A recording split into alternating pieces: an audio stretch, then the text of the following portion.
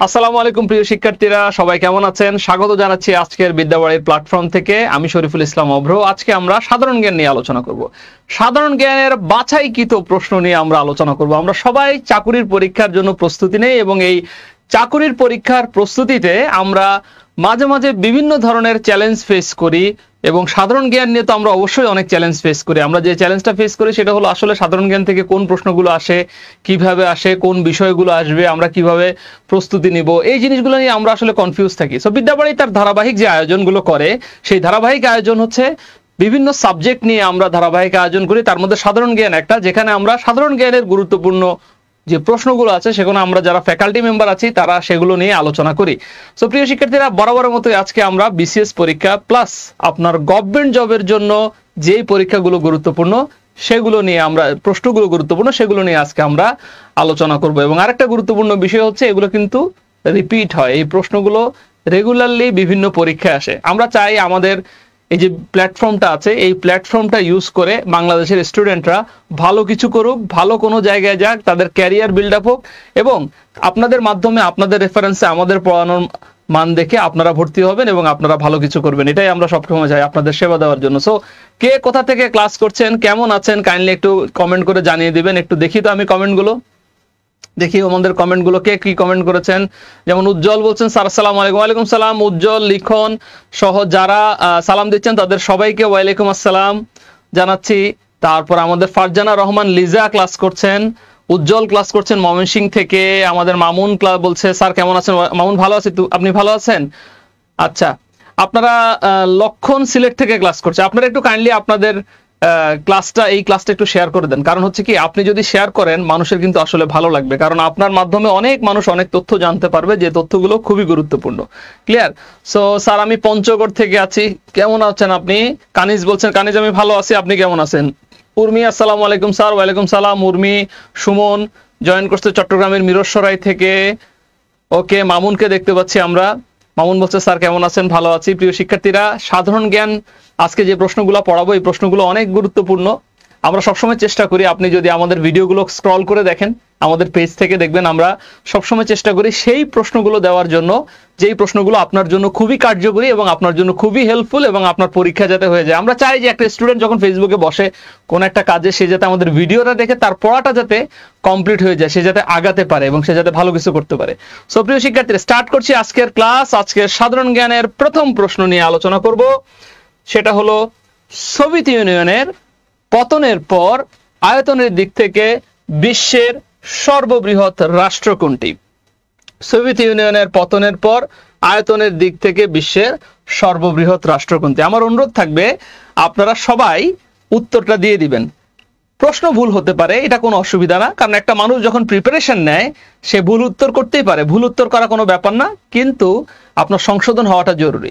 So সবাই উত্তর দেন, যাই হোক না কেন সবাই উত্তর দেন, সবাই উত্তর দেন। আমি চাই আপনারা সবাই উত্তর দিবেন, সবার জায়গা থেকে সবাই চেষ্টা করবেন। উত্তর কোনটা হতে পারে আপনাদের উত্তরগুলো দেখি। সবাই উত্তর দেন, এই প্রশ্নগুলো পরীক্ষায় আসে। সোভিয়েত ইউনিয়নের পতনের পর আয়তনের দিক থেকে বিশ্বের সর্ববৃহৎ রাষ্ট্র কোনটি? আয়তনের দিক থেকে বিশ্বের সর্ববৃহৎ রাষ্ট্র কোনটি? উত্তরগুলো একটু দেখি পারি কিনা আমরা। দেখি আমরা। হাসিব আমাদের অলরেডি উত্তর করেছে, সাথী ইসলাম অলরেডি উত্তর করেছে, নির্জনা আক্তার অলরেডি উত্তর করেছে, তারপরে বিন্তু উত্তর করেছে, চুমকি উত্তর করেছে, শারমিন উত্তর দিয়েছে, রুম্পা উত্তর দিয়েছে। ওকে, ভেরি ফাইন। সবাই উত্তর দেন, ভুল হোক সমস্যা কি, ভুল হোক, এই ভুলটা পরীক্ষার হলে না হোক। সাধারণ জ্ঞান নাকি কঠিন? সাধারণ জ্ঞান কঠিন না, সাধারণ জ্ঞান চর্চার বিষয়। আপনাকে বুঝতে হবে কোন কোন জায়গা থেকে পড়লে আপনি প্রশ্ন কি পাবেন, কমন পাবেন। সো প্রিয় শিক্ষার্থীরা, সবাই উত্তর দিচ্ছে। উচিমং মারমা উত্তর দিয়েছে রাশিয়া। মামুন রাশিয়া উত্তর দিয়েছে, এক্স্যাক্টলি। সোভিয়েত ইউনিয়নের পতনের পর আয়তনের দিক থেকে বিশ্বের সর্ববৃহৎ রাষ্ট্র হচ্ছে রাশিয়া। আমার প্রিয় শিক্ষার্থীরা, রাশিয়া আয়তনের দিক থেকে পৃথিবীর সর্ববৃহৎ রাষ্ট্র। আমাদেরকে যদি বলে জনসংখ্যার দিক থেকে পৃথিবীতে সর্ববৃহৎ রাষ্ট্র কোনটি, জনসংখ্যার দিক থেকে, এটা আমরা অনেকে দেখি তো। আপনারা দেন তো, জনসংখ্যার দিক থেকে পৃথিবীতে সর্ববৃহৎ রাষ্ট্র বর্তমানে কোনটি? দেখি তো, আপনারা একটু বলেন তো, জনসংখ্যার দিক থেকে বর্তমানে সর্ববৃহৎ রাষ্ট্র কোনটি? দেখি আপনারা একটু উত্তর দেন দেখি। আমি এখানে আরো কিছু প্রশ্ন বলবো আপনাদেরকে, যেগুলো আপনাদের অপশনগুলো নিয়ে ভালো লাগবে। দেখি বলেন তো, জনসংখ্যার দিক থেকে সর্ববৃহৎ রাষ্ট্র কোনটি? হোসনে আরা কানিজ একটা উত্তর দিয়েছেন। ওকে, দেখি পারেন কিনা। অনেকে চায়না দিচ্ছেন, অনেকে ভারত দিচ্ছেন, দেখা যাচ্ছে মামুন চীন বলেছে, অনেকে ভারত বলেছে, অনেকে চীন উত্তর দিচ্ছে। প্রিয় শিক্ষার্থীরা, জনসংখ্যার দিক থেকে বর্তমানে সর্ববৃহৎ রাষ্ট্র হলো ভারত, চীন না। চীন বর্তমানে সর্ববৃহৎ না। ক্লিয়ার? এই জিনিসটা একটু মাথায় রাখবেন, চীন বর্তমানে সর্ববৃহৎ রাষ্ট্র না। জনসংখ্যার দিক থেকে সবচেয়ে বড় রাষ্ট্র বর্তমানে হলো ভারত। আমার প্রিয় শিক্ষার্থীরা, একটা বিষয় বলে রাখি, রাশিয়ার মুদ্রা নিয়ে প্রায় সময় পরীক্ষা আসে। রাশিয়ার মুদ্রা হলো রুবল। রাশিয়ার মুদ্রার নাম কি? রুবল। রাশিয়া এবং চীন এই দুটো দেশের মধ্যে একটা জায়গায় মিল আছে, সেটা কি জানেন? রাশিয়া এবং চীন উভয়ের 14টি দেশের সাথে সীমান্ত রয়েছে। 14টি দেশের সাথে সীমান্ত রয়েছে রাশিয়া এবং চীনের। রাশিয়া এবং চীনের 14টা দেশের সাথে সীমান্ত রয়েছে। এবং এই যে রাশিয়া এবং চীনের 14টি দেশের সাথে সীমান্ত রয়েছে, এই প্রশ্নটা পরীক্ষায় কিভাবে আসে? এই প্রশ্নটা পরীক্ষায় আসে, রাশিয়া এবং চীন উভয়ের সাথে সীমান্ত রয়েছে কতটি দেশের, অথবা পৃথিবীর সর্বাধিক সংখ্যক সীমান্ত রয়েছে কতগুলো দেশের, আমরা বলবো হচ্ছে রাশিয়া এবং কিসের? চীনের। সো এই জিনিসগুলো কিন্তু আমরা মনে রাখবো। আমি জানি আয়তনে পৃথিবীর সবচেয়ে বড় রাষ্ট্র যদি রাশিয়া হয়ে থাকে, জনসংখ্যায় আমরা জানলাম যে সর্ববৃহৎ রাষ্ট্র ভারত, আপনার মনের মধ্যে এখনই প্রশ্ন চলে এসছে যে পৃথিবীর ক্ষুদ্রতম রাষ্ট্র কোনটি? পৃথিবীর ক্ষুদ্রতম রাষ্ট্র আয়তনে ভ্যাটিকান সিটি, যা ইটালির মধ্যে অবস্থিত। ভ্যাটিকান সিটি কার ভেতরে অবস্থিত? ইটালির ভেতরে অবস্থিত। ইটালির নিয়ে প্রায় সময় আমরা বলি ইটালিকে একটি এইরকম বুট জুতাকৃতির দেশ বলা হয়, কারণ এটার মানচিত্র দেখতে কিসের মতো? বুট জুতার মতো, সেজন্য ইটালিকে একটা বুট জুতাকৃতির দেশ বলা হয়। এবং আরেকটা বিষয় আপনাদেরকে বলে রাখি, ইটালির ভেতরে ভ্যাটিকান দেশটি অবস্থিত। ইটালির ভেতরে পৃথিবীর সবচেয়ে প্রাচীন দেশ সান মারিনো অবস্থিত। দেখলে মনে হয় ভ্যাটিকান এবং সান মেরিনো ইটালিকে ছিদ্র করে দিয়ে গেছে, এজন্য ইটালিকে একটা ছিদ্রায়িত রাষ্ট্র বলা হয়। অর্থাৎ আপনি ভ্যাটিকান থেকে বের হয়ে যেদিকে যাবেন ইটালি ছাড়া আর কোনো রাষ্ট্র পাবেন না, সান মেরিনো থেকে বের হয়ে যেদিকে যাবেন ইটালি ছাড়া আর কোনো রাষ্ট্র পাবেন না। দেখলে মনে হয় তারা ইটালিকে ছিদ্র করে দিয়ে গেছে, এজন্য ইটালিকে একটা ছিদ্রায়িত রাষ্ট্র বলে। ছিদ্রায়িত রাষ্ট্র কয়টি এবং কি কি, এগুলো আমরা ক্লাসে স্টুডেন্টদেরকে পড়ায় থাকি। ক্লাসে আমরা আমাদের স্টুডেন্টদেরকে বলি আসলে ছিদ্রায়িত রাষ্ট্র কি জিনিস বা কেন আপনি ছিদ্রায়িত রাষ্ট্র পড়বেন, এগুলো কিন্তু আমরা ক্লাসে স্টুডেন্টদেরকে বলে থাকি। প্রিয় শিক্ষার্থীরা, চীনের সমাজতন্ত্র প্রতিষ্ঠা হয় কত সালে? 1949 সালে। পৃথিবীর দ্বিতীয় বৃহত্তম রাষ্ট্র কোনটি? কানাডা। ম্যাপল পাতার দেশ বলা হয় কাকে? কানাডাকে। যুক্তরাষ্ট্রের অঙ্গরাজ্য কয়টি? 51টি। ডিস্ট্রিক্ট অফ কলম্বিয়া সহ 51টি, আর স্বাধীন অঙ্গরাজ্য হচ্ছে 50টি। আরো কিছু প্রশ্ন বলে দিলাম। আমরা আজকের ক্লাসে আপনাদেরকে 25টা প্রশ্ন পড়বো, কিন্তু কাছাকাছি আপনি প্রায় 100-র মতো প্রশ্ন পাবেন যে আমরা আলোচনা করব, কারণ আমরা অপশনগুলো নিয়ে আলোচনা করি, আরো বিভিন্ন বিষয়গুলো নিয়ে আমরা আলোচনা করি যাতে আপনার হেল্পফুল হয়। আপনি যে সময়টা ফেসবুকে দিচ্ছেন সেই সময়টা আপনি ক্লাস করুন, আপনি দেখুন, আপনার কাছে অবশ্যই ভালো লাগবে। আপনি সফল হওয়া মানে কিন্তু আমরা সফল হওয়া। সো এর পরের বিষয়টা দেখেন, গণতন্ত্রের ধারণা উচ্চারিত হয় প্রথম কত সালে? প্রথম গণতন্ত্রের ধারণা কোথায় হয় এটা আমরা বলতে পারবো কিনা? গণতন্ত্র। গণতন্ত্র বলতে আমরা বুঝি জনগণের ভোটে যেই সমস্ত দেশগুলোর সরকার নির্বাচিত হয়ে থাকে তাকে গণতান্ত্রিক দেশ বলে। এবং আপনারা জানেন কিনা পৃথিবীর সবচাইতে বড় গণতান্ত্রিক দেশ, পৃথিবীর সবচেয়ে বড় গণতান্ত্রিক দেশ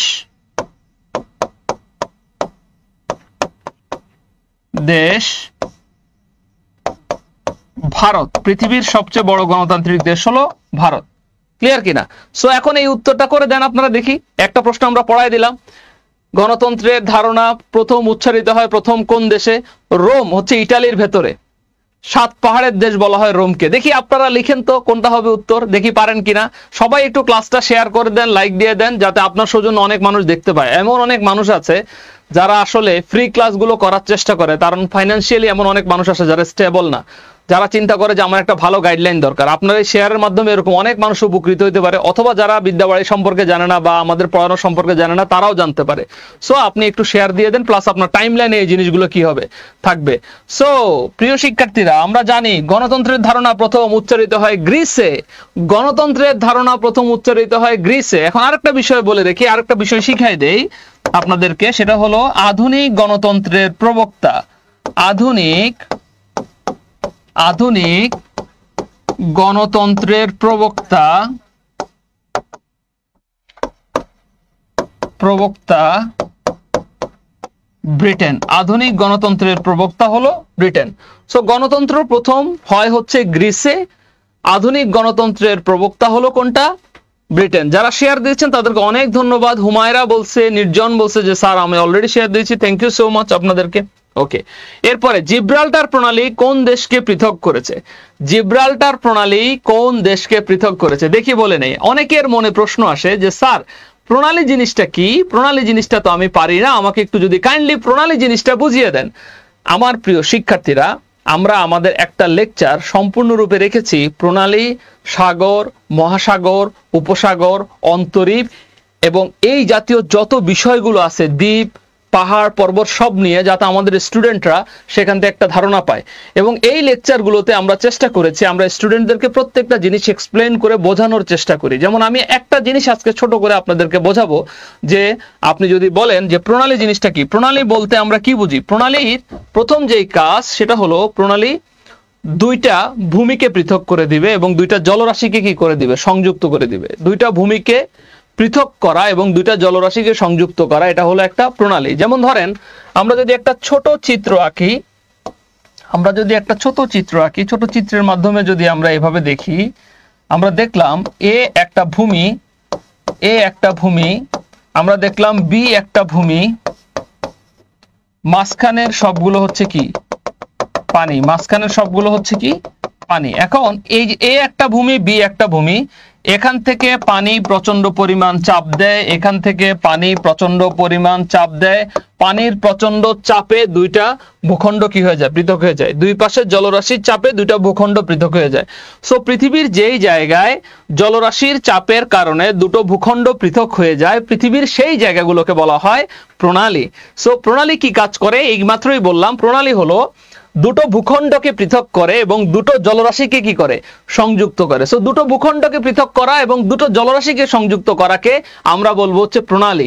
সো আমার প্রিয় শিক্ষার্থীরা, প্রণালী পৃথক করা হচ্ছে মরক্কো, স্পেনকে। যারা সঠিক উত্তর দিয়েছেন তাদের খুবই ধন্যবাদ। এবং আরেকটা বলি, মহাদেশকে বললে বলবেন ইউরোপ এবং আফ্রিকাকে।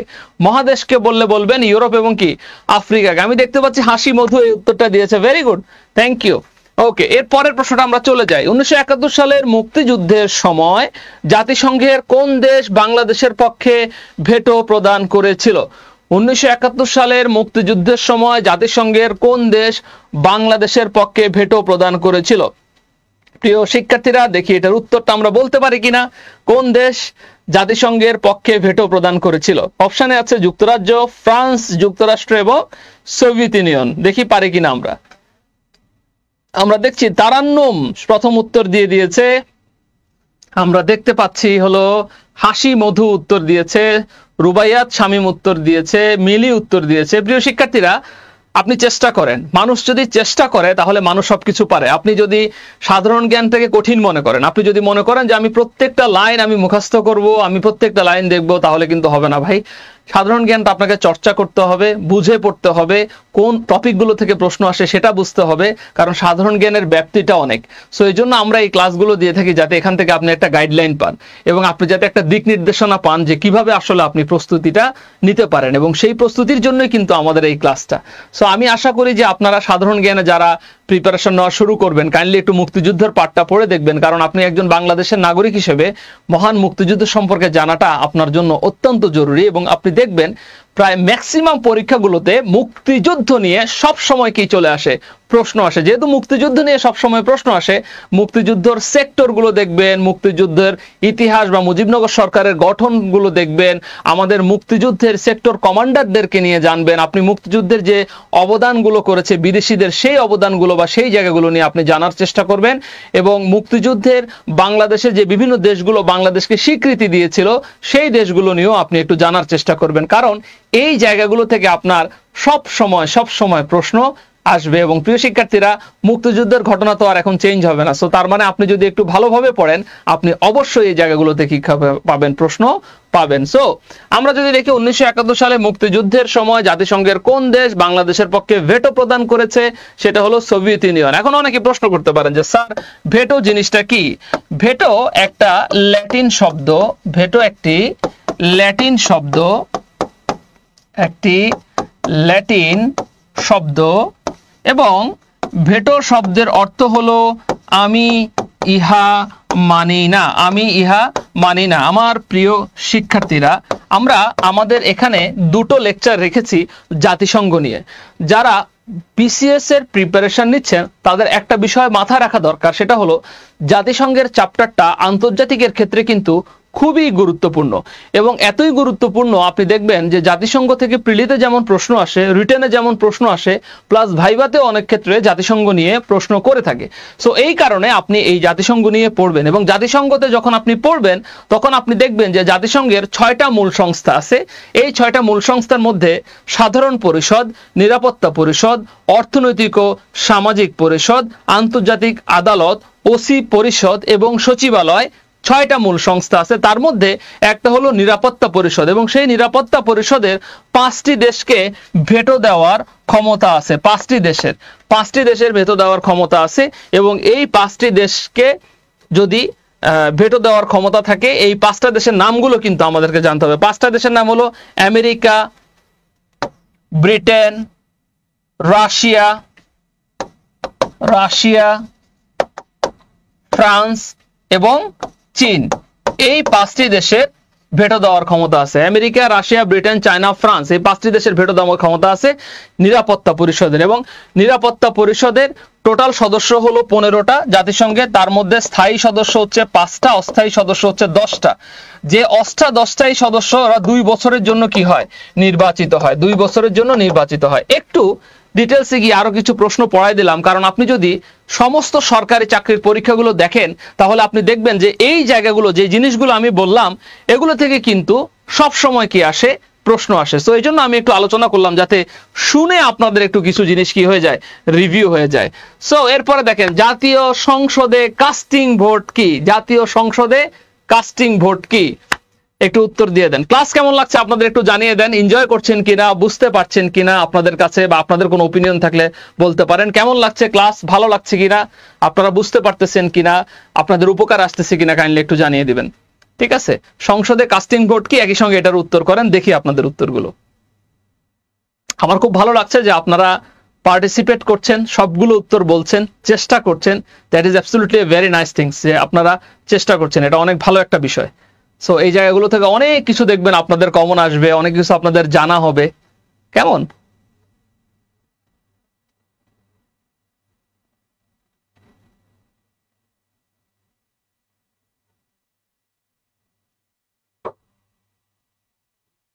Rasel Mahmud, thank you so much for your very nice comment. রহিমাকে থ্যাংক ইউ, হাসিবকে থ্যাংক ইউ, অনেক সুন্দর ক্লাস বলছেন আপনারা। Thank you so much for your very nice comment. আরো যারা বলছেন তাদের সবাইকে থ্যাংক ইউ। সো আমরা যদি দেখি, সংসদে কাস্টিং ভোট বলা হয় কাকে? স্পিকারের ভোটকে কাস্টিং ভোট বলা হয়। স্পিকার সংসদে কাস্টিং ভোট কখন দেয়? যখন ভোটাভুটি সমান হয়ে যায়, ভোটগুলো সমান হয়ে যায়, তখন স্পিকার ভোট দিয়ে তার মতামত প্রদান করে কোনো একটা বিল বা কোনো কিছু পাশ করাতে সাপোর্ট দেয়। এটাকে স্পিকারের ভোটকে কাস্টিং ভোট বলে। আর যদি সংসদে আপনি নিজ দলের বিপক্ষে ভোট দেন তাহলে সেটাকে বলা হয় ফ্লোর ক্রসিং। হোসনে আরা কানিজ, আপনার ক্লাস অনেক ভালো লাগছে, thank you so much. So এই জিনিসটা একটু মাথায় রাখবেন। আরেকটা বিষয় আপনাদেরকে বলি, আমাদের জাতীয় সংসদের পাশে একটা লেক আছে, যেই লেকটাকে বলা হয় ক্রিসেন্ট লেক। আপনি যারা সাধারণ জ্ঞান পড়বেন তারা আমাদের মহান জাতীয় সংসদ নিয়ে একটু জানার চেষ্টা করবেন। ক্রিসেন্ট লেক জাতীয় সংসদের পাশে অবস্থিত। ক্রিসেন্ট মানে হলো অর্ধাকৃতির চাঁদ, হ্যাঁ, ক্রিসেন্ট লেক। এবং সবচেয়ে বড় ব্যাপার হলো আমাদের জাতীয় সংসদ 215 একর জমির উপরে প্রতিষ্ঠিত, এবং আমাদের এই মহান জাতীয় সংসদের আসন সংখ্যা হলো 350টি আসন। এবং এই 350টা আসনের মধ্যে আমরা সবাই জানি যে আমাদের নির্বাচন হয়, এটা সবাই আমরা জানি, 300 আসনে নির্বাচন হয়। এবং সেখানে 1 নং আসন হলো পঞ্চগড়, 1 নং আসন হলো পঞ্চগড়, এবং আপনার 300 নং আসন হলো বান্দরবান। 300 নং আসন হলো বান্দরবান, 300 নং আসনটা হলো বান্দরবান। ঠিক আছে, 300 নং আসন হলো বান্দরবান। সো এই জিনিসগুলো মোটামুটি ভাবে আমরা একটু জানার চেষ্টা করব, এগুলো আমাদের জন্য খুব ভালো। ইয়েস, ফ্লোর ক্রসিং হলে দল থেকে বাদ হয়ে যায়, হুমায়রা বলছে, এটা ভেরি গুড। ওকে, এরপরে আমরা উত্তরটা দেখি। মহান মুক্তিযুদ্ধের সময় ঢাকা শহর কোন সেক্টরের অধীনে ছিল? আপনারা দেখেন এটা 40তম বিসিএস পরীক্ষা এসছে এবং প্রাথমিক বিদ্যালয়ে সহকারী শিক্ষক পরীক্ষা এই প্রশ্নটি এসছে। ইয়েস, 50টা সংরক্ষিত নারী আসন, শিউলি, ইউ আর অ্যাবসলিউটলি রাইট। মহান মুক্তিযুদ্ধের সময় ঢাকা শহর কোন সেক্টরের অধীনে ছিল? আপনি সেক্টরগুলো পড়ে নেবেন। 2 নম্বর সেক্টরে কে ছিল, 3 নম্বর সেক্টরে কে ছিল, 4 নম্বরের সেক্টর। ম্যাপ নিয়ে বসবেন, ম্যাপের ভেতরে আপনি সেক্টরগুলো একটু দেখে নেবেন, তাহলে আপনার চোখে ভিজুয়ালাইজ হবে এবং আপনার চোখে এটা থেকে যাবে। সো এই জিনিসগুলো আপনি একটু দেখার চেষ্টা করবেন, একটা ম্যাপ নিয়ে আপনি দেখার চেষ্টা করবেন যে সেক্টরগুলো কোথায় আছে। কেন জানবেন? কারণ যখন এটা আপনি দেখবেন তখন আপনার চোখের সামনে এটা ভেসে উঠবে এবং আপনার প্রিপারেশনটা অনেক কি হবে, ভালো হবে, এবং আপনি ভালো করে চেষ্টা করলে আপনি অনেক ভালো কিছু জানতে পারবেন। ঠিক আছে, যেমন হবিগঞ্জ সিলেট জেলার, সেটা 3 নম্বর সেক্টরে পড়েছে। সিলেটের কিছু বাকি অংশগুলো 4 এবং 5 নম্বর সেক্টরে পড়েছে। এই জিনিসগুলো আপনি একটু দেখবেন। যেমন বৃহত্তর পার্বত্য চট্টগ্রাম অঞ্চল 1 নম্বর সেক্টরে পড়েছে। সো এই জিনিসগুলো একটু আপনি দেখেন। 10 নম্বর সেক্টরকে নৌ সেক্টর কমান্ডার বলে, যেখানে রেগুলার কোনো তো আপনার কমান্ডার ছিল না। ঠিক আছে, এই জিনিসগুলো আপনি দেখবেন। সো অনেকে উত্তর দিচ্ছেন স্যার মহান মুক্তিযুদ্ধের সময় ঢাকা শহর 2 নম্বর সেক্টরের অধীনে ছিল। ভেরি গুড, 2 নম্বর সেক্টরের অধীনে ছিল। আচ্ছা, এবার আমরা দেখি 8 নম্বর সেক্টরে একটা দেখি। 8 নম্বর সেক্টরে মুজিবনগর ছিল। কেমন, মুজিবনগর কত নম্বর সেক্টরে ছিল? এটা প্রায় পরীক্ষা আসে, এটা একটু জানার চেষ্টা করবেন। মুজিবনগর 8 নম্বর সেক্টরে ছিল মুজিবনগর। ক্লিয়ার? ওকে, হোসনে আরা কানিজ বলেছে আমাদের পঞ্চগড় সেক্টর 6 নম্বর সেক্টরে আমার বাবা যুদ্ধ করেছেন। ও ভেরি ফ্যান্টাস্টিক, আপনার বাবাকে আমাদের পক্ষ থেকে সালাম জানাবেন, যেহেতু উনি একজন মহান মুক্তিযোদ্ধা। এরপরে দেখি বাংলাদেশের প্রধান খনিজ সম্পদ কি? বাংলাদেশের প্রধান খনিজ সম্পদ কি দেখি আপনারা পারেন কিনা। কয়লা, প্রাকৃতিক গ্যাস, চুনা পাথর, চীনা মাটি। বলেন তো বাংলাদেশের প্রধান খনিজ সম্পদ কি? দেখি আমরা এখানে অনেকে উত্তর করছে অনিবার্য, অনিমেষ, কামরুন নাহার, শামীম, হুমায়রা উত্তর দিয়েছে, অনেকে উত্তর দিয়েছে। দেখি তো বাংলাদেশের প্রধান খনিজ সম্পদ কি? কেউ সঠিক উত্তর দিচ্ছেন, কেউ ভুল উত্তর দিচ্ছেন। দেখি তো বাংলাদেশের প্রধান খনিজ সম্পদ কোনটা হতে পারে? সবাই একটু চেষ্টা করেন, কারণ এই জায়গাগুলো থেকে যেহেতু প্রশ্ন আসে এগুলো আপনাদের খুবই কাজে লাগবে। বাংলাদেশের প্রধান খনিজ সম্পদ দেখা যাক, চেষ্টা থাকতে হবে। চেষ্টা থাকলে আপনি পারবেন, ভুল হবে এটা নিয়ে আপসেট হওয়ার কিছু নাই, তারপর আপনি পরেরগুলো ট্রাই করবেন। অনেকে বলছেন কয়লা, অনেকে বলছেন প্রাকৃতিক গ্যাস, অনেকে বলছেন চুনা পাথর, অনেকে বলছেন চীনা মাটি। হ্যাঁ, ওকে। সো প্রিয় শিক্ষার্থীরা, প্রাকৃতিক গ্যাস বাংলাদেশের প্রধান খনিজ সম্পদ। প্রাকৃতিক গ্যাস আমাদের দেশে সর্বপ্রথম 1955 সালে সিলেটের হরিপুরে পাওয়া যায়। সিলেটের হরিপুরে পাওয়া যায়। 1955 সালে সিলেটের হরিপুরে পাওয়া যায় এবং এটি উত্তোলন শুরু হয়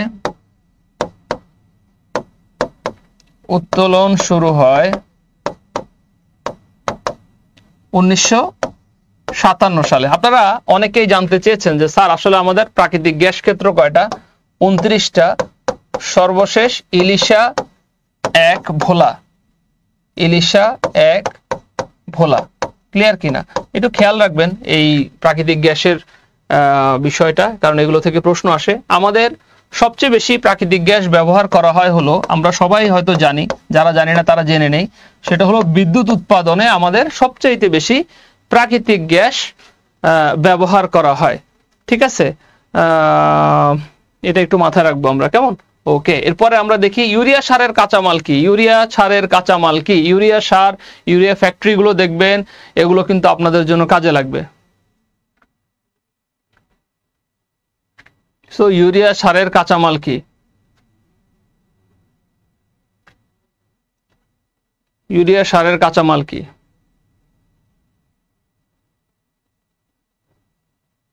দেখি তো সবাই পারে কিনা। ইউরিয়া সারের কাঁচামাল কি? কোনটা হতে পারে ইউরিয়া সারের কাঁচামাল?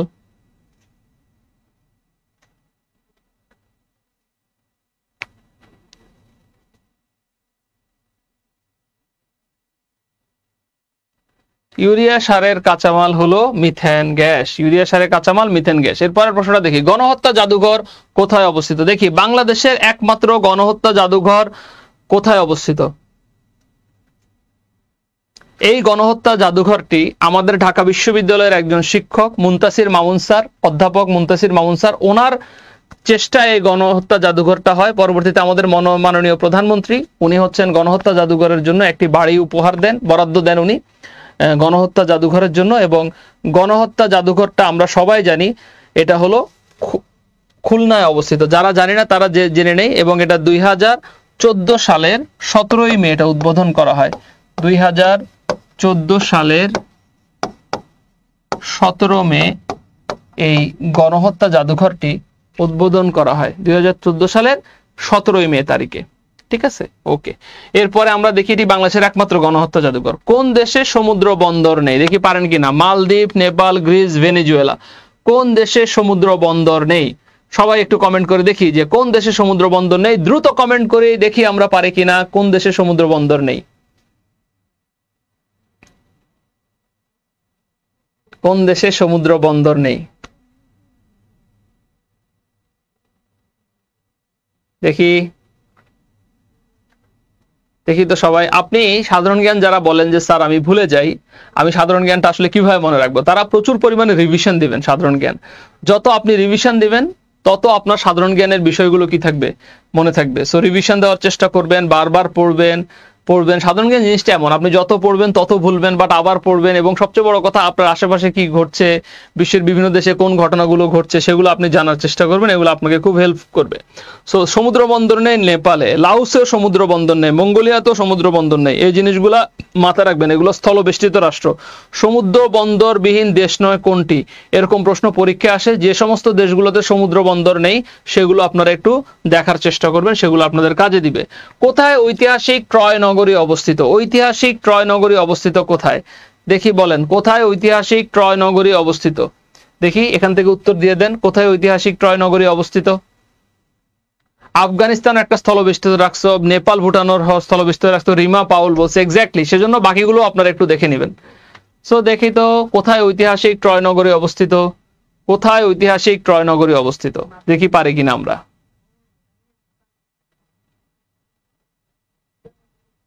কোথায় ঐতিহাসিক ট্রয় নগরী অবস্থিত দেখি। ভেরি গুড, ঐতিহাসিক ট্রয় নগরী অবস্থিত, সবাই দিয়ে দিয়েছে গ্রিস। কেমন? আচ্ছা, এই জিনিসটা মোটামুটি আমরা দেখে নিব। আচ্ছা, এরপর আমরা দেখি কোথায় আন্তর্জাতিক ধান গবেষণা ইনস্টিটিউট অবস্থিত। কোথায় আন্তর্জাতিক ধান গবেষণা ইনস্টিটিউট অবস্থিত? Tokyo, Manila, Bharat, Nepal. Tokyo, Manila, Bharat, Nepal. কোথায় আন্তর্জাতিক ধান গবেষণা ইনস্টিটিউট? আন্তর্জাতিক ধান গবেষণা ইনস্টিটিউট এর পূর্ণরূপ পরীক্ষা আসে IRRI, ঠিক আছে, ইন্টারন্যাশনাল রাইস রিসার্চ ইনস্টিটিউট, এটাকে বলা হয় আন্তর্জাতিক ধান গবেষণা কেন্দ্র। কেমন? আর আমাদের দেশের ধান গবেষণা কেন্দ্রকে বলা হয় বারি। বারি মানে হলো বাংলাদেশ এগ্রিকালচারাল রিসার্চ ইনস্টিটিউট। বারি হচ্ছে গাজীপুরের জয়দেবপুরে অবস্থিত। আমাদেরটা হলো গাজীপুরের জয়দেবপুরে অবস্থিত। গাজীপুরের জয়দেবপুরে অবস্থিত। বাংলাদেশ কৃষি গবেষণা কেন্দ্র বারি, বাংলাদেশ বিরি হচ্ছে বাংলাদেশ রাইস রিসার্চ ইনস্টিটিউট বিরি, যেটা হলো গাজীপুরের জয়দেবপুরে অবস্থিত। আবার যে বারি বলছি বাংলাদেশ এগ্রিকালচারাল রিসার্চ ইনস্টিটিউট, এটাও গাজীপুরের কোথায় অবস্থিত? জয়দেবপুরে অবস্থিত। তার মানে হলো আন্তর্জাতিক ধান গবেষণা ইনস্টিটিউট ফিলিপাইনের ম্যানিলায় অবস্থিত। এখানে আরেকটা বিষয় মনে রাখার চেষ্টা করবেন সবাই, এশিয়ান ডেভেলপমেন্ট ব্যাংকের সদর দপ্তর, এডিবির সদর দপ্তরও কিন্তু ফিলিপাইনের ম্যানিলায়। আপনারা যারা সাধারণ জ্ঞান প্রিপারেশন নিচ্ছেন তারা সংগঠন রিলেটেড প্রশ্নগুলো পড়বেন। সংগঠন রিলেটেড প্রশ্নগুলো কিন্তু পরীক্ষায় প্রচুর আসে, সদর দপ্তরগুলো কিন্তু পরীক্ষায় আসে। কোথায় ইউরোপীয় ইউনিয়নের কেন্দ্রীয় ব্যাংক অবস্থিত দেখি বলেন। কোথায় ইউরোপীয় কেন্দ্রীয় ব্যাংক অবস্থিত দেখি। ইউরোপীয় ইউনিয়ন নিয়ে একটু সবাই ভালো করে পড়বেন। ইউরোপীয় ইউনিয়ন কবে প্রতিষ্ঠা লাভ করে? ইউরো মুদ্রা কি? ইউরো মুদ্রা চালু করে কে? রবার্ট মুন্ডেল। দেশের বাইরে প্রথম ইউরো মুদ্রা চালু হয় কবে? বাংলাদেশ এবং ভারতে একই দিনে ইউরো মুদ্রা চালু হওয়ার কারণে বলা হয় যে ভারতে আগে ইউরো মুদ্রা চালু হয়েছে। এটা রিজন কি? এটা ভাইভাতে জিজ্ঞেস করে। সো এই জাতীয় জিনিসগুলো একটু আপনারা দেখার চেষ্টা করবেন, এগুলো আপনার জন্য খুব কাজে লাগবে। সো সবাই চেষ্টা করি দেখি পারেন কিনা। সবাই চেষ্টা করেন। আমরা আমাদের বিসিএস এর ক্লাসে আমাদের স্টুডেন্টদেরকে যেটা করি সেটা হচ্ছে প্রত্যেকটা প্রশ্ন ব্যাখ্যা দেওয়ার চেষ্টা করি। আমরা শীটগুলো দেখায় সেখান থেকে পড়াই। আমাদের শীটগুলো হচ্ছে রঙিন শীট এবং আমরা চেষ্টা করি আমাদের শীটের ভেতরে যে টপিকগুলো আছে সেগুলো আপনাদেরকে পড়ানোর জন্য, যাতে বিসিএস সহ অন্য সরকারি চাকরিগুলোর ক্ষেত্রে আপনার হেল্পফুল হয়। সো এই জন্য আমরা আমাদের বিভিন্ন শীট থেকে প্লাস বিগত বছরের বিসিএস এ আসা প্রশ্ন থেকে কিন্তু আজকের এই জিনিসগুলো আমরা এখানে নিয়ে নিয়েছি, যাতে এই জিনিসগুলো আপনাদের জন্য খুবই খুবই কি লাগে, কাজে লাগে। আই এম ভেরি হ্যাপি যে আপনারা ভালোভাবে পার্টিসিপেট করছেন, অনেকে অনেকভাবে পার্টিসিপেট করছেন, মোটামুটি অ্যান্সার গুলো দেওয়ার চেষ্টা করছেন। That is very good. So European ইউনিয়নের সদর দপ্তর ফ্রাঙ্কফুর্টে, জার্মানির ফ্রাঙ্কফুর্টে। আর ইউরোপীয় কেন্দ্রীয় ব্যাংকের সদর দপ্তর জার্মানির ফ্রাঙ্কফুর্টে। আর ব্রাসেলসে ইউরোপীয় ইউনিয়নের সদর দপ্তর হচ্ছে ব্রাসেলসে। বেলজিয়ামের রাজধানী ব্রাসেলসে ইউরোপীয় ইউনিয়নের সদর দপ্তর। এটা মাথায় রাখবো। পৃথিবীর গভীরতম স্থান কোথায়? পৃথিবীর গভীরতম স্থান কোথায় এবং কোনটা? আমি বলে দেই, পৃথিবীর গভীরতম স্থান হলো প্রশান্ত মহাসাগরে। অর্থাৎ আপনি এখন যেটা উত্তর করবেন সেটার অবস্থান হলো প্রশান্ত মহাসাগরে, সেটার অবস্থান হলো প্রশান্ত মহাসাগরে। এবং আরো একটা গুরুত্বপূর্ণ বিষয় আপনাদের সবাইকে বলে রাখি, প্রশান্ত মহাসাগর একে পৃথিবীর সবচেয়ে গভীরতম মহাসাগর বলা হয়। পৃথিবীর সবচেয়ে গভীরতম মহাসাগর বলা হয়, সবচেয়ে গভীরতম মহাসাগর বলা হয়। এবং আপনারা জানেন পৃথিবীর সবচেয়ে বড় প্রবাল প্রাচীর সেটাও কিন্তু প্রশান্ত মহাসাগরে অবস্থিত। ঠিক আছে, পৃথিবীর সবচেয়ে বড় প্রবাল প্রাচীর সেটাও প্রশান্ত মহাসাগরে অবস্থিত। সো আমরা পৃথিবীর গভীরতম স্থান আমরা দেখছি হচ্ছে মারিয়ানা ট্রেঞ্চ। পৃথিবীর সবচেয়ে গভীরতম স্থান মারিয়ানা ট্রেঞ্চ। বঙ্গোপসাগরের গভীরতম স্থানের নাম কি? আমাদের একটা বঙ্গোপসাগর আছে না, সেটার নাম তো আমরা জানতো, swatch of no ground. Swatch of no ground, swatch of no ground. কেমন? এটাকে কি বলা হয়? বঙ্গোপসাগরের গভীরতম জায়গা। বঙ্গোপসাগরের গভীরতম জায়গা। দেখছেন, আমি কিন্তু আপনাদেরকে বলেছিলাম যে আজকে আপনাদেরকে আমি 100 প্রশ্ন মতো পড়াবো। অ্যারাউন্ড 25টা প্রশ্ন আসলে আপনাকে এখানে নিয়ে এসছি আমরা পিপিটিতে, বাট কাছাকাছি আপনি 100টার মতো প্রশ্ন শিখে ফেলবেন। আপনি শুধু শোনেন চুপচাপ, দেখবেন আপনি কত কিছু শিখে ফেলছেন, কত কিছু ইনশাল্লাহ আপনার পরীক্ষা কমন আসবে। মনে রাখবেন, আপনি যদি চেষ্টা করেন আপনার ক্যারিয়ার আপনি নিজেই চেঞ্জ করতে পারবেন। যে পরিশ্রম করে তার সাথে আল্লাহ থাকে। সো আপনি যদি পরিশ্রম করেন, চেষ্টা করেন এবং আপনার জায়গা থেকে যদি আপনি 100% ট্রাই করেন, দেখবেন যে আপনার কাছে সাকসেসটা অবশ্যই কি হবে, চলে আসবে। এবং এই সাকসেস পাওয়ার জন্য আপনাকে আসলে পরিশ্রম করতে হবে, পরিশ্রমের কোনো বিকল্প নাই। জব প্রিপারেশনের তারাই আগায় থাকে যারা পরিশ্রমী, তারাই আগায় থাকে যাদের পেশেন্স অনেক বেশি, তারাই আগায় থাকে যারা প্রিপারেশনটা এমন ভাবে নেয় যেটা পরীক্ষায় আসার মতো প্রশ্ন। সো আপনি যদি চেষ্টা করেন দেখবেন আপনি পরীক্ষায় কি ভালো করবেন। ঠিক আছে, ফেনী থেকে অভিজিৎ আচার্যি ফেনী থেকে ক্লাস করছে বলছে, ওকে ভেরি গুড। ওকে, বান্দা আচেহ কোথায় অবস্থিত? বলেন তো, বান্দা আচেহ কোথায় অবস্থিত? বান্দা আচেহ কোথায় অবস্থিত? এটার উত্তরটা আমি বলে দেই। বান্দা আচেহ হচ্ছে ইন্দোনেশিয়াতে অবস্থিত। বান্দা আচেহ কোথায় অবস্থিত? বান্দা আচেহ হলো ইন্দোনেশিয়াতে অবস্থিত। এরপরে আমরা বলি কোনটি প্রাচীন সভ্যতা। দেখি আমরা সভ্যতাটা পারে কিনা। কোনটি প্রাচীন সভ্যতা? গ্রিস, মেসোপটেমিয়া, রোম এবং সিন্ধু। কোনটি প্রাচীন সভ্যতা? সভ্যতা মানে হলো নতুন করে কোনো কিছু শুরু হওয়া। যারা আপনারা সভ্যতা নিয়ে পড়েন তারা এই সবগুলো সভ্যতা নিয়ে একটু পড়ে নেবেন। সভ্যতা নিয়ে কিন্তু পরীক্ষায় প্রশ্ন আসে এবং সভ্যতা নিয়ে পড়লে সভ্যতাটা একটা ফিক্স বিষয়। সো আপনি যদি পড়েন এটা থেকে মেজর চেঞ্জ হওয়ার সম্ভাবনাটা খুবই কম। কেমন? সো দেখি তো আপনারা পারেন কিনা যে পৃথিবীর কোনটি প্রাচীন সভ্যতা, কোনটিকে প্রাচীন সভ্যতা বলা হয়। এই সভ্যতাটা কিন্তু ইরাকে গড়ে ওঠে। আমি ক্লু দিয়ে দিলাম, ইরাকে গড়ে ওঠে। দেখি পারেন কিনা। দেখছি এখানে উৎপল কমেন্ট করেছে, শিউলি কমেন্ট করেছে, মিলন কমেন্ট করেছে, মরিয়ম মাওয়া কমেন্ট করেছে, very good. Rubaiyat Shamim comment করেছে। দেখি পারেন কিনা। দেখি তো কি অবস্থা আপনাদের। সানাউল্লাহ কমেন্ট করেছে, ফরহাদ হোসেন কমেন্ট করেছে।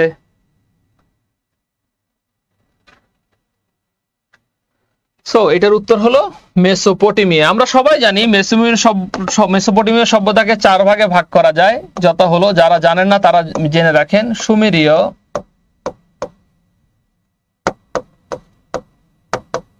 ব্যাবিলনীয়,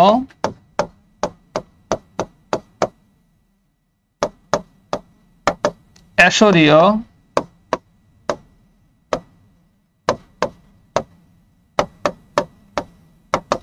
এবং ক্যালোডীয়।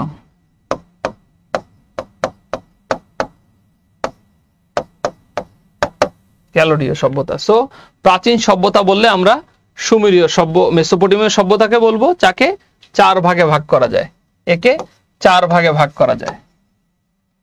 গ্রিক সভ্যতার একটা বৈশিষ্ট্য বলি, গ্রিক সভ্যতা কখনো নদীর তীরে গড়ে ওঠেনি। আর সিন্ধু সভ্যতাটা একটু আপনারা পড়ে নেবেন। Dayaram Sahni, Rakhal Das Bandyopadhyay, sir John Marshall, এই 3 জন ব্যক্তি পাকিস্তানের মহেঞ্জোদারো এবং হরপ্পাতে সিন্ধু সভ্যতাটা আবিষ্কার করেন। হিরোশিমায় অ্যাটম বোম ফেলা হয়েছিল কবে? দেখি পারেন কিনা। হিরোশিমায় অ্যাটম বোম ফেলা হয়েছিল কবে? আমাদের শিউলি বলেছে মেসোপটেমিয়া, টাইগ্রিস ও ইউফ্রেটিস নদীতে। Exactly, very good. Hiroshima atom বোমা ফেলা হয়েছিল বলে। যেহেতু অ্যাটম বোমার কথা আসছে, এটা দ্বিতীয় বিশ্বযুদ্ধের কথা। এবং প্রিয় শিক্ষার্থীরা, হিরোশিমা এবং নাগাসাকি এই দুইটা জায়গায় লিটল বয় এবং ফ্যাটম্যান নামক পারমাণবিক বোমা ফেলানো হয়। এবং প্রথম বিশ্বযুদ্ধ, দ্বিতীয় বিশ্বযুদ্ধ প্লাস বিশ্বের উল্লেখযোগ্য গুরুত্বপূর্ণ যুদ্ধগুলো আপনি একটু দেখার চেষ্টা করবেন, কারণ এই যুদ্ধগুলো থেকে আপনাকে এত দারুণ প্রশ্ন আসবে যে প্রশ্নগুলো আপনার জন্য খুবই কাজে লাগবে। আমি কিন্তু পুরা ক্লাসটাতে চেষ্টা করেছি আপনাদেরকে কিছু গাইডলাইন দেওয়ার জন্য, যে আপনি কোন জায়গাগুলো বাসায় একটু পড়তে পারেন, কোন জায়গাগুলো প্রিপারেশন নেবেন। সো অনেকেই আমাদের বিদ্যাবাড়িতে 47 এবং 48তম কোর্স শুরু করে দিয়েছে এবং তারা আমাদের এখানে ভর্তি হয়ে আছে। তাদেরকেও কিন্তু আমরা এই জিনিসগুলো পড়াই, দেখাই, বোঝানোর চেষ্টা করি, এক্সাম নেই যাতে এই জিনিসগুলো পারে। সো আপনি যদি বাসায় পড়েন তো আপনি এই জিনিসগুলোকে একটু হাইলাইট করবেন, দেখবেন এটা আপনাকে কাজে লাগবে। মনে রাখবেন, মানুষ কিন্তু তার জব প্রস্তুতিতে একটা ভালো গাইডলাইন চায়। সো আপনি আপনার জায়গা থেকে যদি চেষ্টা করেন, ইনশাআল্লাহ আপনি একটা ভালো গাইডলাইন পেয়ে যাবেন যদি আপনি সেই চেষ্টাটা করে থাকেন। সো উত্তর হবে 1945 সালের আগস্ট মাসে। 1945 সালের কোন মাসে? আগস্ট মাসে। ওকে, এরপরে আমরা দেখি ইসরায়েল কত সালে পূর্ব জেরুজালেম দখল করেছিল? ইসরায়েল কত সালে পূর্ব জেরুজালেম দখল করেছিল? এটা হলো 1967 সালে। এটা আমরা মাথায় রাখবো। আরেকটা বিষয় মাথায় রাখবো, ইসরায়েলের রিলেটেড প্রশ্নগুলো একটু জানার চেষ্টা করবেন, ফিলিস্তিন রিলেটেড প্রশ্নগুলো একটু জানার চেষ্টা করবেন। এগুলো খুবই গুরুত্বপূর্ণ, এখান থেকে আপনাদের প্রশ্ন প্রচুর পরিমাণে আসে। একই সঙ্গে যেহেতু ইসরায়েল পড়িয়েছি, ইসরায়েলের যে বর্বরচিত এবং নেককার হামলা চালাচ্ছে ফিলিস্তিনদের উপরে, আমরা আমাদের বিদ্যাবাড়ি প্ল্যাটফর্ম থেকে এটা তীব্র প্রতিবাদ জ্ঞাপন করছি এবং আমরা বিশ্বাস করি অচিরেই এই হামলাটা বন্ধ হবে এবং মুক্তিকামী ফিলিস্তিনদের পক্ষে সারা বিশ্বের মানবতা সম্পন্ন মানুষদের মতো আমরাও তাদের পক্ষে আছি এবং আমরা এটা হামলার তীব্র নিন্দা জ্ঞাপন করছি। সো চলে আসি আবার ক্লাসে। অপারেশন সি অ্যাঞ্জেল কোন দেশকে সাহায্যের জন্য পরিচালিত হয়? এখানে আছে Bangladesh, Syria, Somalia, Sri Lanka. Operation গুলো একটু ভালোভাবে দেখবেন, যুদ্ধের অপারেশন গুলো, অপারেশন নিয়ে কিন্তু প্রশ্ন আসে। হ্যাঁ, অপারেশন ডেজার্ট স্টর্ম আছে, অপারেশন সি লায়ন আছে, যেটা আছে অপারেশন সি অ্যাঞ্জেল আছে। ক্লিয়ার? এগুলো একটু দেখার চেষ্টা করবেন। অপারেশন ক্যাকটাস আছে। So Bangladesh operation sea angel. Operation sea angel আসলে দুইটা হয়। প্রথমটা হলো অপারেশন সি অ্যাঞ্জেল আপনার হচ্ছে 1991 সালের ঘূর্ণিঝড়ের সময় হয়, মার্কিন যুক্তরাষ্ট্র করে আমাদেরকে সাহায্য করার জন্য। দ্বিতীয়টা হলো অপারেশন সি অ্যাঞ্জেল 2, যেটা করা হয় হলো আপনার সিডরের সময় বাংলাদেশকে সাহায্য করার জন্য। আচ্ছা, ইউরোপীয় ইউনিয়নভুক্ত দেশসমূহের সীমান্ত বাহিনীর নাম কি? ইউরোপীয় ইউনিয়নভুক্ত দেশসমূহের সীমান্ত বাহিনীর নাম কি? এটা হলো rangers, Frontex, border guard, state border guard. যারা পারবেন না তাদেরকে বলে দিই, এটা হলো ফ্রন্টেক্স। এটার উত্তর কি হবে? ফ্রন্টেক্স। ক্লিয়ার? ওকে, এরপরে রাষ্ট্রের সর্বাপেক্ষা গুরুত্বপূর্ণ উপাদান কোনটি? রাষ্ট্রের সর্বাপেক্ষা গুরুত্ব উপাদান কোনটি? এবার আপনারা বলেন। আমরা জানি রাষ্ট্রের উপাদান হলো 4টি। রাষ্ট্র হওয়ার জন্য জনসমষ্টি লাগে, ভূখণ্ড লাগে, সরকার লাগে, সার্বভৌমত্ব লাগে। এই 4টা দেওয়া আছে। এবার আপনি বলেন যে রাষ্ট্রের গুরুত্বপূর্ণ উপাদান কোনটি? দেখি আপনারা পারেন কিনা। আপনাদের কাছে কোনটা মনে হয় দেখি, যে রাষ্ট্রের গুরুত্বপূর্ণ উপাদান কোনটা হতে পারে? দেখি পারেন কিনা আপনারা, দেখি পারেন কিনা। সবাই মিলে চেষ্টা করেন। আই হোপ সো অবশ্যই সবাই পারবেন। আপনাদের জায়গা থেকে আপনারা চেষ্টা করেন, দেখেন যে রাষ্ট্রের গুরুত্বপূর্ণ উপাদান কি। রাষ্ট্রের গুরুত্বপূর্ণ উপাদান কি দেখি। এক একজন এক একটা দিচ্ছে, কোনো অসুবিধা নাই, ভুল হতে হতেই শিখবো। চেষ্টা করি ক্লাসটাকে একটু শেয়ার দিয়ে দেই, যারা এই ক্লাসটা করছি তারা একটু চেষ্টা করি ক্লাসটাকে শেয়ার দিতে, যাতে আপনার শেয়ারের মাধ্যমে আরো 10 জন মানুষ দেখে, বিদ্যাবাড়ি প্ল্যাটফর্মটা নিয়ে জানে, সে কিছু প্রশ্ন দেখে তার উপকার হয় এবং আপনিও কিছু সোয়াব কামান। তো চেষ্টা করেন একটু কাইন্ডলি, ঠিক আছে? ওকে, এটার উত্তর হলো সার্বভৌমত্ব, রাষ্ট্রের গুরুত্বপূর্ণ একটা উপাদান। ওকে, আচ্ছা, মার্কিন যুক্তরাষ্ট্রের মেয়েরা কোন সালে ভোটাধিকার পায়? আমরা জানি নিউজিল্যান্ডের মেয়েরা সর্বপ্রথম ভোটাধিকার পায় আপনার, তারপরে মার্কিন যুক্তরাষ্ট্র পায় 1920 সালে এবং 1918 সালে পায় হচ্ছে ব্রিটেন। ঠিক আছে, এই জিনিসটা আমরা মাথায় রাখবো। আচ্ছা, আন্তর্জাতিক আদালতে মিয়ানমার কর্তৃক রোহিঙ্গা গণহত্যার অভিযোগে মামলা করে কোন দেশ? এখানে অপশনে আছে নাইজেরিয়া, গাম্বিয়া, বাংলাদেশ, আলজেরিয়া। দেখি আপনারা পারেন কিনা, কোনটা হবে? আন্তর্জাতিক আদালতে মিয়ানমার কর্তৃক রোহিঙ্গা গণহত্যার অভিযোগে মামলা করে কোন দেশ? দেখি পারেন কিনা, সবাই একটু অ্যান্সার করেন তো, দেখি পারেন কিনা।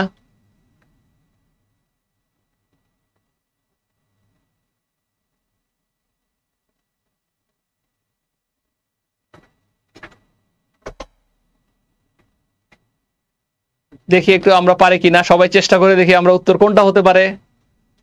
ভেরি নাইস পার্টিসিপেশন, আপনারা সবাই চেষ্টা করতেছেন ভালোভাবে, ভেরি গুড। উত্তর হবে গাম্বিয়া, ফ্যান্টাস্টিক।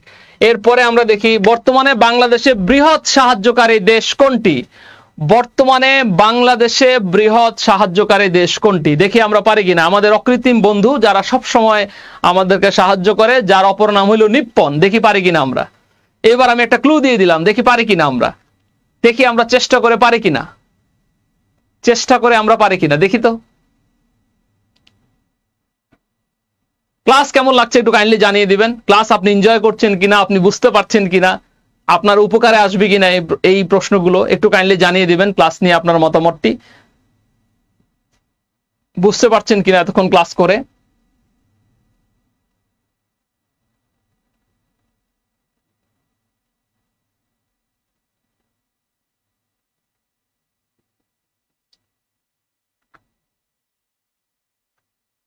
সো উত্তর হবে হলো জাপান। শাহজাহান কবির বলছে স্যার ক্লাস অনেক ভালো লাগছে, thank you so much, thank you so much. Rahima Islam বলছে স্যার ক্লাস ভালো লাগছে, অনেক ধন্যবাদ। আফরোজ জামান বলছে ভালো লাগছে। ফাতেমা নিশি বলছে স্যার ভালো লাগছে, থ্যাংক ইউ। শাহিনুর বলছে আলহামদুলিল্লাহ, থ্যাংক ইউ সো মাচ। আপনাদের যদি ভালো লাগে, ফরাদকে অনেক ধন্যবাদ ফর এর ভেরি নাইস কমেন্ট। ফাতেমাকেও থ্যাংক ইউ। এবং একজন বলেছেন আলহামদুলিল্লাহ অনেক সুন্দর লাগছে এবং অনেক কিছু জানতে পারছি, থ্যাংক ইউ। অসাধারণ ক্লাস হচ্ছে Bithi, thank you so much. Akash দেকে ধন্যবাদ for your very nice comment. যাদের ভালো লাগছে তাদের সবাইকে ধন্যবাদ জানাচ্ছি। ওকে প্রিয় শিক্ষার্থীরা, সেভেন সিস্টার্স কোন দেশে অবস্থিত? Bharat, Pakistan, Myanmar, Sri Lanka. Seven sisters কোন দেশে অবস্থিত? সেভেন সিস্টার্স কোন দেশে অবস্থিত? সেভেন সিস্টার্স হচ্ছে ভারতে অবস্থিত। সেভেন সিস্টার্স কি? সেভেন সিস্টার্স হলো ভারতের উত্তর পূর্বাঞ্চলের